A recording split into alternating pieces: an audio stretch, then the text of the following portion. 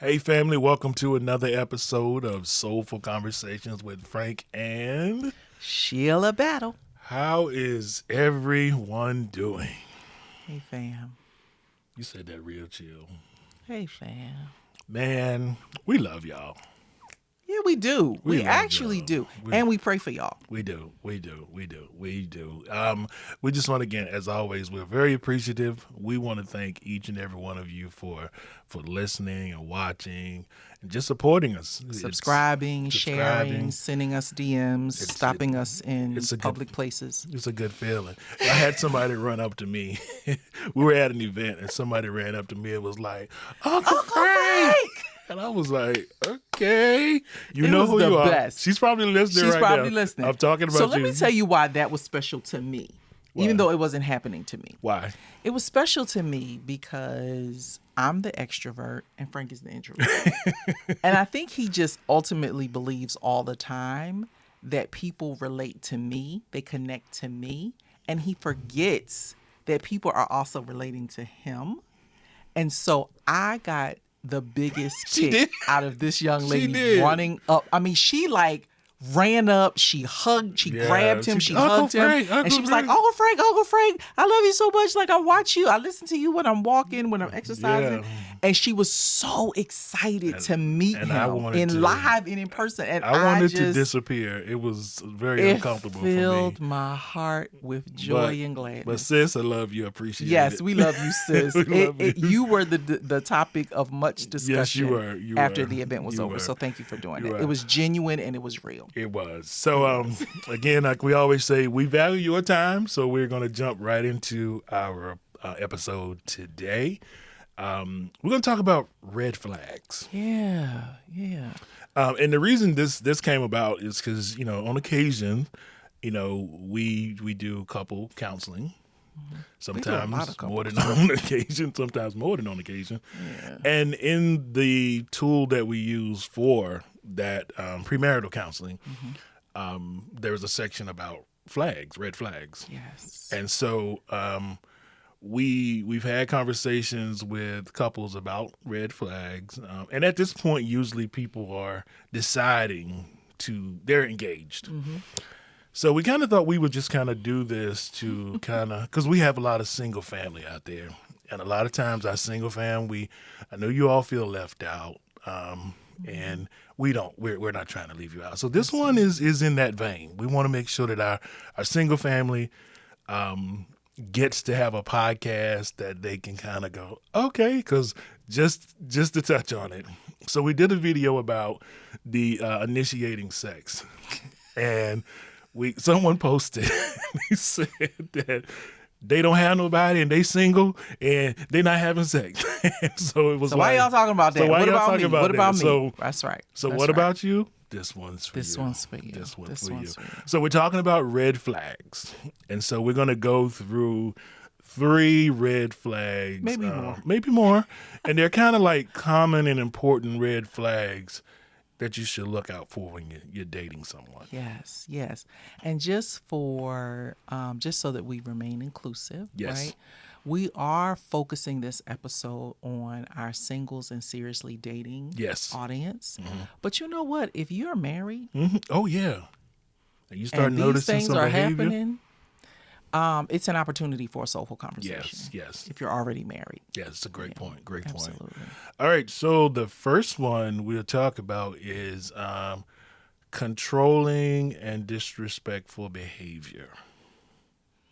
Controlling and disrespectful behavior. I think that's kind of self-explanatory, but we gonna touch on that. And if you're on a date or you're dating someone and they're controlling what you do, who you see, got questions about where you go, it's a major red flag, family. Yeah. Major red flag. And there's some literature that says that can potentially be a sign of a possible abusive situation in a relationship. So if you have those controlling factors, some things that I mentioned, it's something that you should really pay attention to. Yes. And so We believe in autonomy. Yes. We believe that you are a whole, authentic, specific, divinely created creature in Christ. Yeah.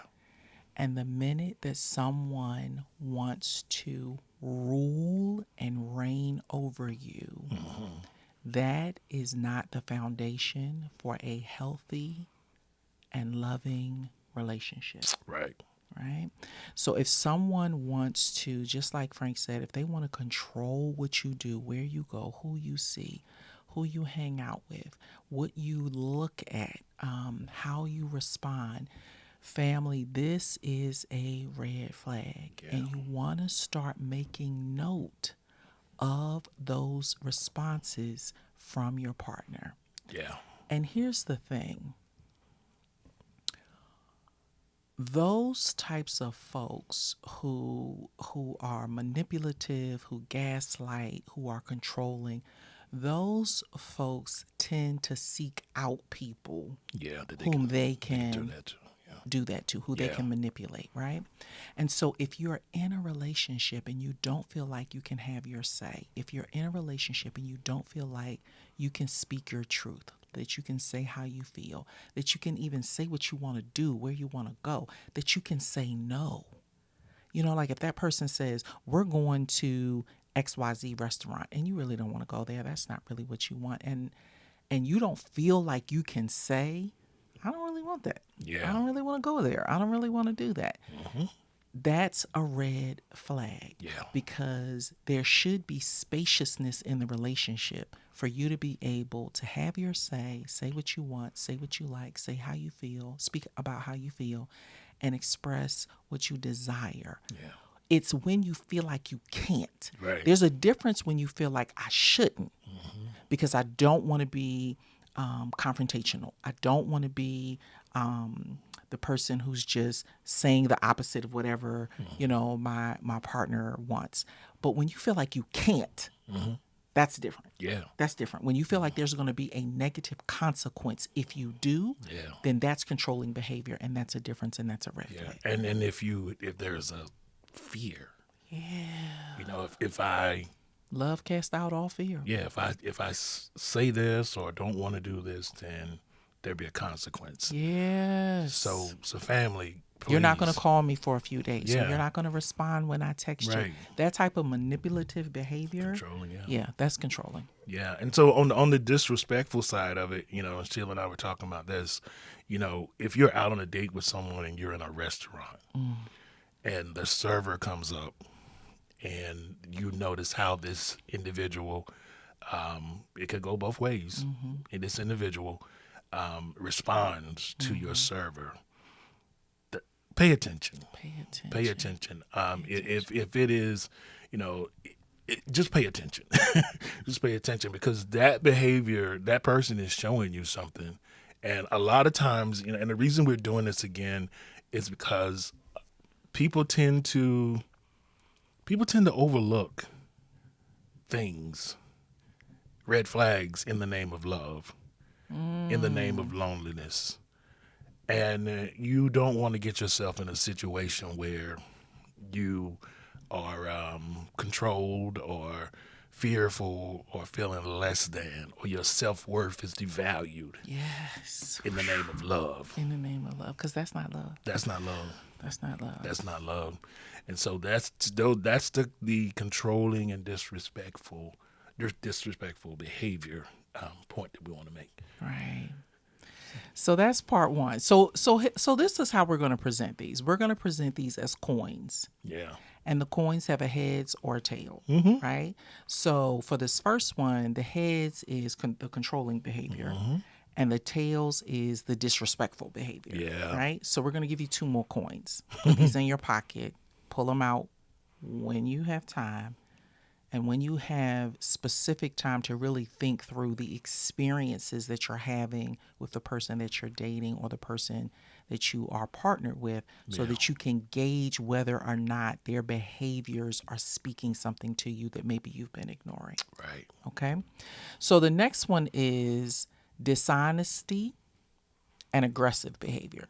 So either the person is just dishonest and just doesn't talk, or their behavior is aggressive, right? It's either heads or tails, right? And so I think it was in a reel or in another, it was in a Podcast. reel. Yeah. We were talking about, we put this Yeah. question out and we Yeah. asked, is not telling the whole story a lie? Yeah. We got quite a bit of response from you Oh, yeah. on TikTok about Yeah, this. y'all- And people said, no, if you're not telling the whole story and you only tell part of the story, then that's a lie. Yeah. It was like leaving out details. It's leaving out Yeah. details, right? So the dishonesty piece is about if your person lies. Like, not if they withhold, but if what they're telling you just isn't the truth. Yeah. Like, that's just dishonesty. Like, if you say, hey, where you been? And they say, oh, I was at work late and I had to work on something and, my laptop crashed and then I had to wait for IT. I mean, and before you know it, they have just elaborated Cap. and, exaggerated this whole thing. And none of what they're saying is the truth because they were at the bar with their friends. Yeah. Or they were in a space, maybe talking to another person of the opposite sex, that wasn't you. And they just don't want to tell you that. That's what we're talking about when we talk about Yeah. dishonesty. I mean, even with relating to things like if you are working long hours.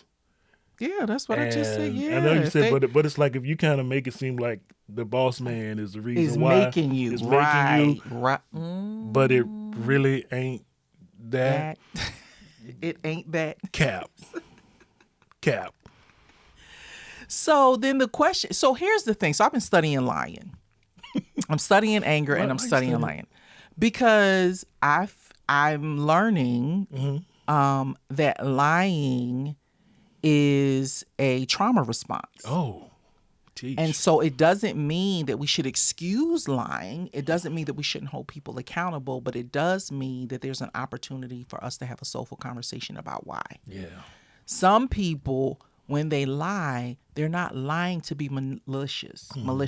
They're not lying to hurt your feelings. They're lying because that's their trauma response from a situation or occurrence that happened in their childhood or earlier in their lives before they met you. Okay. And like I said, it doesn't mean that you should excuse it. It doesn't Right. mean that we shouldn't call a lie, but it does mean that it offers an opportunity for us to, like I said, have this soulful conversation about what is it about this relationship? What is it about this connection that you feel compelled to have to lie to me? I'm not connected to your trauma. I'm not Yeah. connected to what happened to you. And yet, this is the response. This is what you feel like you have to do. Yeah. And at the end of the day, people lie to protect themselves Yes, because yes. they don't trust that the truth is safe with you. So if I don't feel like I can tell the truth, if I feel like if I tell the truth, you're going to reject me or you're going to abandon me or you're going to neglect me or you're going to think less of me, then I can excuse telling the lie even if I know lying is wrong. And so I'm studying that. Okay, we're not going to get into that. No, I was just curious though, since we're having a We're conversation. not going to get into that So- tonight. But so- sometimes, and like I said, I don't mean to dismiss Right. the pain, Right. Of a lie. the egregiousness that comes with telling a lie. But what I'm saying is sometimes we need to look at why the person is lying and not just what they lied about. And so we're going to do a whole different podcast about that. That's like a whole different conversation. And I can see that Mr. Frank face is balled up. He got the steak face like, what? No, I'm But it's just, a real I thing. was like, wow. I mean, because I mean, like I said, I know we're not trying to stay here long, but it just made, my point was, or my ask. So like when you're dating someone, what like when they're a habitual liar, So that's stemming from, It's usually stemming from a previous trauma that has gone unprocessed, undiscussed, and unresolved. Unprocessed, undiscussed, and unresolved. y'all see why I Because love if they can discuss, so I should have said that in the wrong order. If they can discuss it, then they can process it, and then they can resolve it. And if they can do that, then the entanglement of why they feel the propensity to lie loses its power. It loses its power. And then they can see you for the godsend, for the value add, for the love that you bring. And they won't feel like they need to lie to you. Now, they might still lie to other people. But in this love relationship, in this connection, they won't feel like they have to lie to you about whatever they're doing, because they will feel safe enough to tell you the truth. And so this is a whole thing, family. And I promise I'm in school. I'm applying to a PhD program right now so I can discuss this further. But lying is a sin. Like, we've been raised to believe that lying is a sin. And we've been raised to believe that if you tell one lie, then you got to tell two to make up for the first lie that you told. Up with 'em. Yeah. But what we don't talk about is why you're lying in the first place.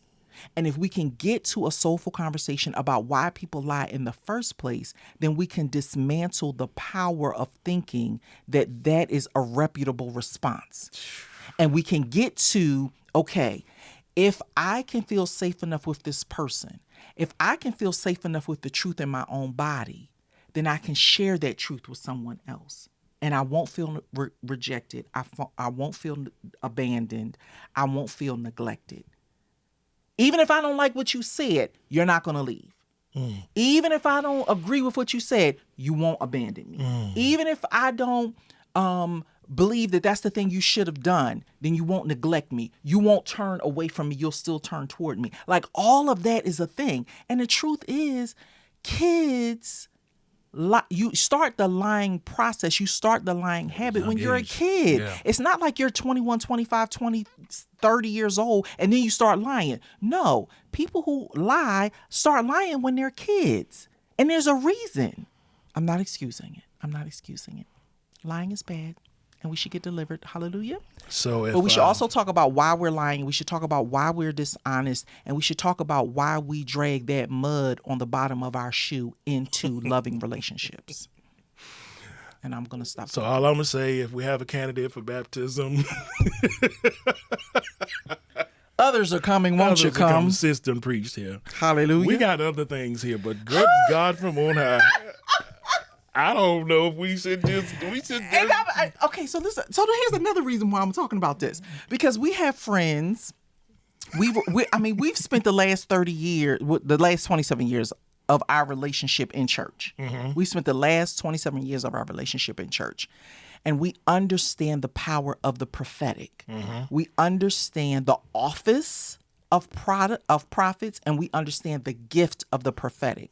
But we also understand that one of the challenges that prophets face is the spirit of lying. 9 times out of 10, if you know someone who's a prophet, if you ask them and they feel comfortable enough to tell you the truth, they will share with you that their struggle is with lying. Why? Because if the enemy knows that your gift is to speak and declare, then they will challenge you with dishonesty and a lie. And if they can get you caught up, wrapped up in condemnation and guilt around lying, then you won't walk out the power and the efficacy of your gift as a prophet. And so we're going to stop. We're going to stop right now with that. But that's why I'm studying lying. That's why I'm studying it. Because we need to talk about it, family. We need to talk about it. And we don't need to talk about it just from the perspective of being or actualizing a gift in the church as a prophet. We need to talk about it because a lot of times the people who are, I was talking to a husband today,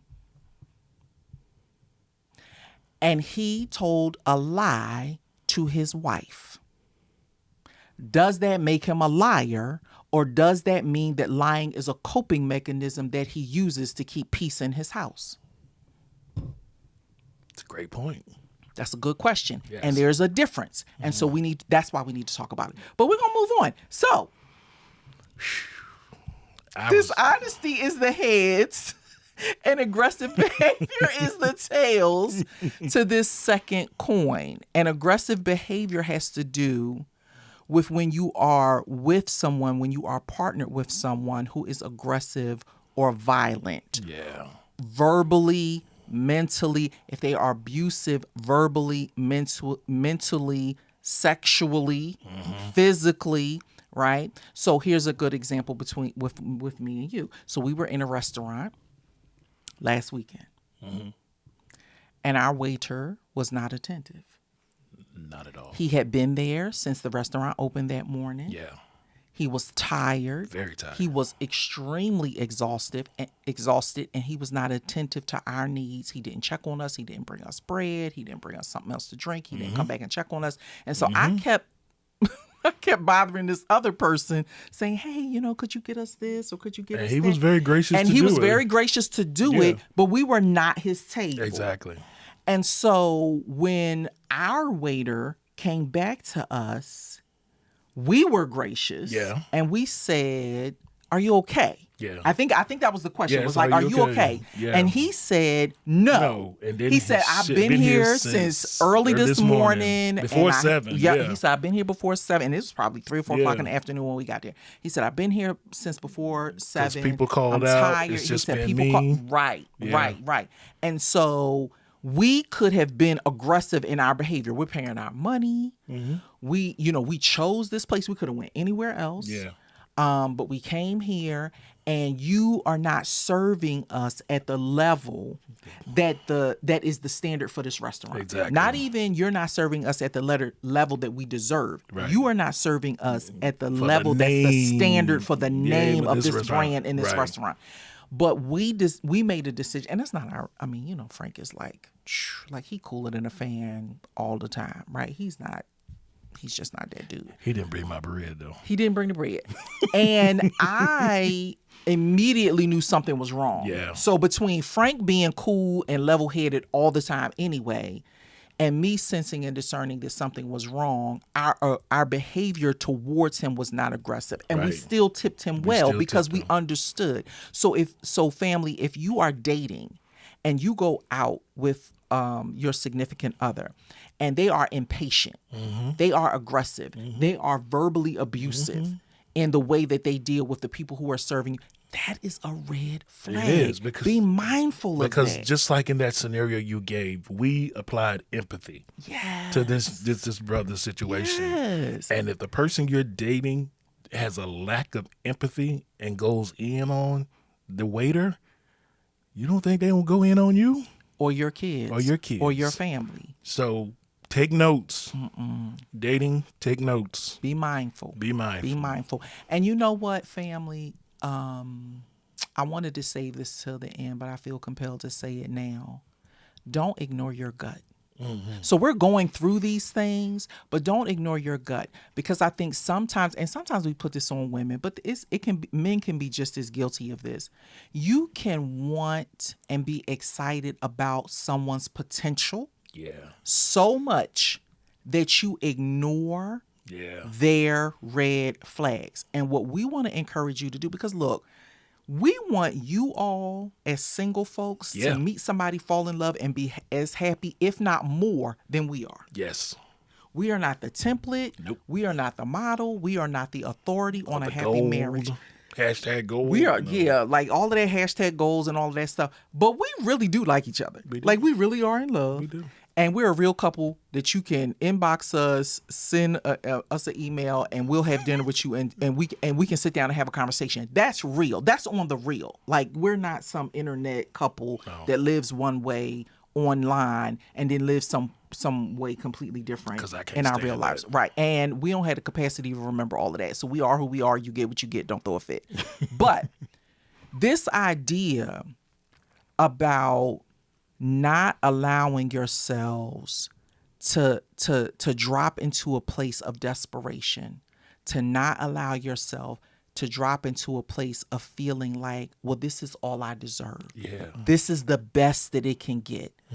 Considering the numbers in the area code where I live, there are 27 women for every man. Like, I can't afford to be picky. I can't afford to make demands. I can't afford to have a list. I can't afford to have all of these expectations. Let me tell you something. Dishonesty, negative, aggressive behavior, poor communication, like all of these things are not things that you have to necessarily sacrifice in order to be with somebody. Yeah. Like, that's not fair to you. It's not. That's not fair to you. That's not fair to you. So we want you to be cognizant. We want you to be mindful, right? And we want you to be honest with yourself. Be honest, yes. Be honest with yourself. Because let me tell you something. Some of these folk, if you went and talked to their family, they would tell you not to date them. Yeah. They would tell you, you know what, you look like you a good girl. You know, you look like you a good What you guy. doing with? Why are you with my nephew? Yeah. Why are you dating my son? Like, some people are really... How'd this happen? How did this happen, sugar? How'd you get here, sugar? What you doing here? Why you keep calling here? You see he real not talk. calling you back. You should move on with your life, right? So trust your gut. When you are in situations and you see controlling behavior, you see that this person is disrespectful to the cleaning lady at the hotel. He's disrespect, or she's disrespectful. She clapping back. She quick out her mouth to the waitress at the restaurant. Like, all of these things, because we're not just talking to the ladies, we're talking to the fellas too. Because we got a ton of nephews.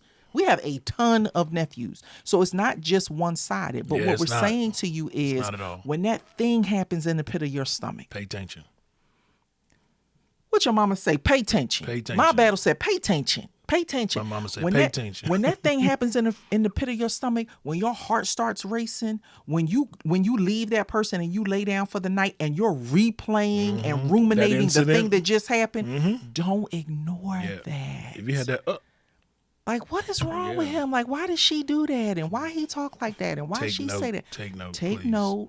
Journal about it. Sit with it. Pray about it. And if you don't trust yourself, this is, again, we talk about speak now cards when you're married, but you can have a speak now card when you're single and dating.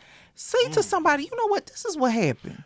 But there's another point too I want to add. Now, we're not saying throw the person away. No. What we're saying is have a conversation Recognize about the that truth. thing. That's right. And say, hey, when we was in the restaurant the other day, you were a little disrespectful to the waitress.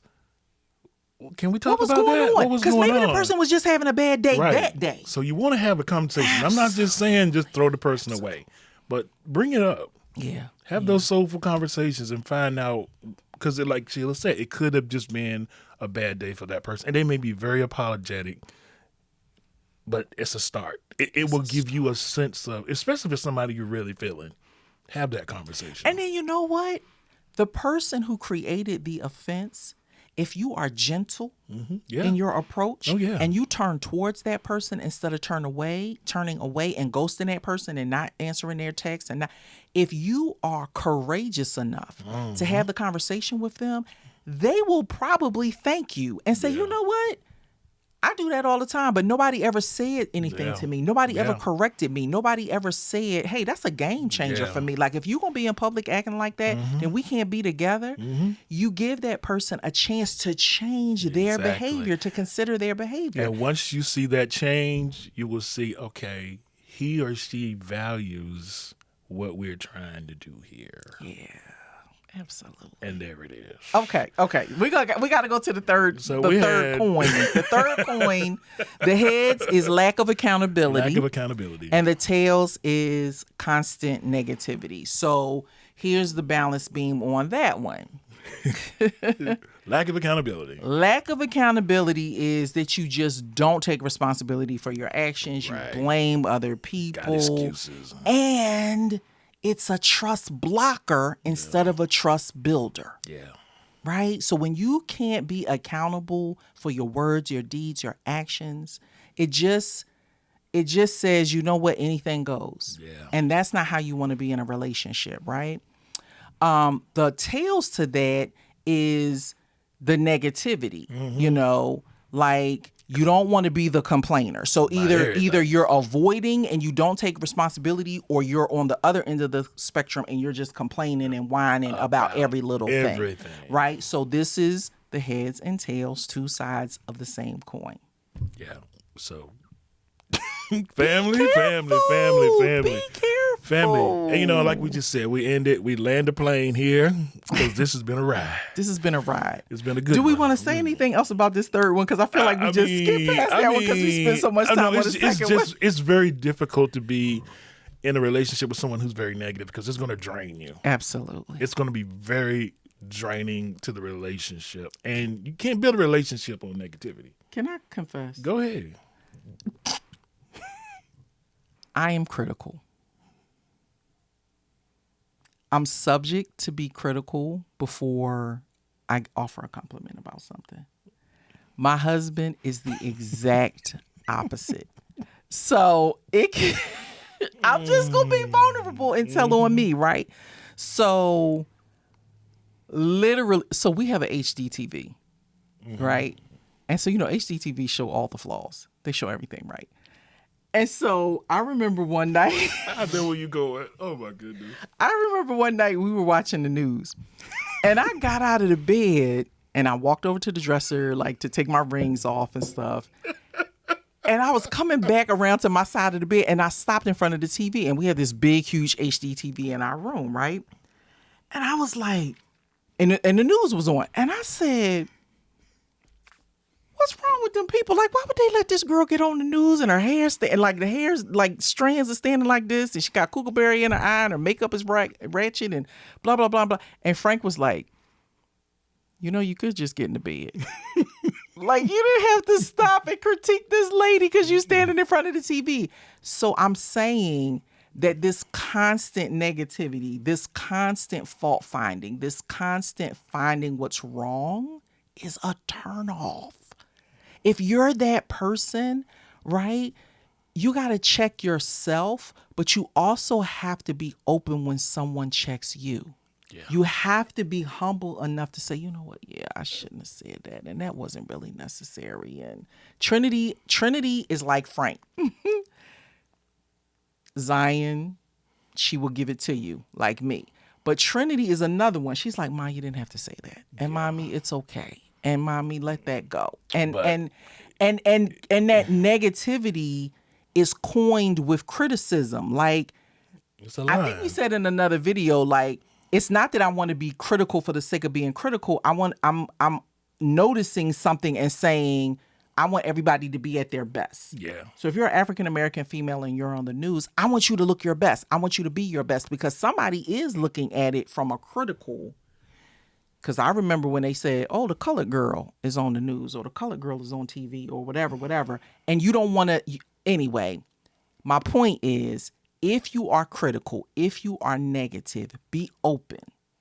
If you are dating someone who struggles in that way, it might take some patience. Mm-hmm. It might take some soulful conversations to get that person to be more aware of what they're doing. Right. And even with the best of intentions, it doesn't necessarily mean that it lands the way it was intended. Yeah. And you could end up hurting someone's feelings unintentionally. So this third coin is around this lack of accountability.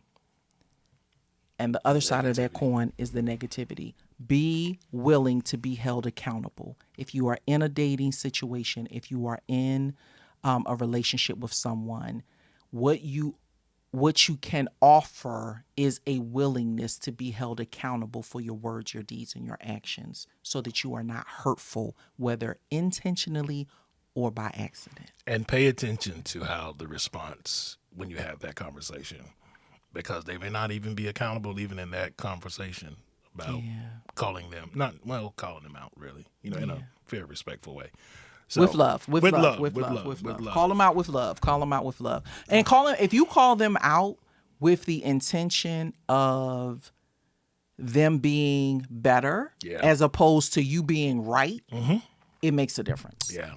So family, those are the three coins. So we want to go run back through them? Yeah. Okay, so the 3 coins are, the first one is this whole controlling behavior versus disrespectful and dishonest behavior, and being aggressive and all of that stuff. No, that's the first one. The second one is around dishonesty, right? And this idea of, can you tell the truth, the whole truth, and nothing but the truth? Are you honest? Can you handle it when you are challenged in that way? And then the third coin is about accountability versus negativity. And can you manage the balance of those two things in a healthy way? So single fam, like we said, Woo! we had you in mind Oh my. when we wanted to bring this conversation up. And This was rough. again, we go back and just say, trust your instincts and pay attention to these things. Please do. Please do. And so we appreciate each and every one of you for listening. If you're listening via your favorite podcast, or if you're watching us on YouTube, we appreciate you. And we look forward to having another conversation with you in our next episode. So family, I'm Frank. And I'm Sheila. That's Sheila, y'all. Woo! Oh, she did her thing today. Stop it. She did. We're gonna end this right now. I'm Frank. She's Sheila. Thank you all for tuning in to Soulful Conversations with Frank and Sheila. Take care and be well, family. We love y'all. Be soulful, family. We'll talk to you soon. Peace. Bye-bye.